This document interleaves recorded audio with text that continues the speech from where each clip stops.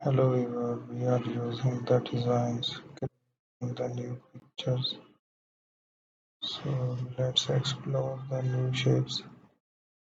I will apply there to make it. I will keep on editing the designs. For that, let's explore the different options. I will take another design here. So we are using that one. So there it is. Keep on editing.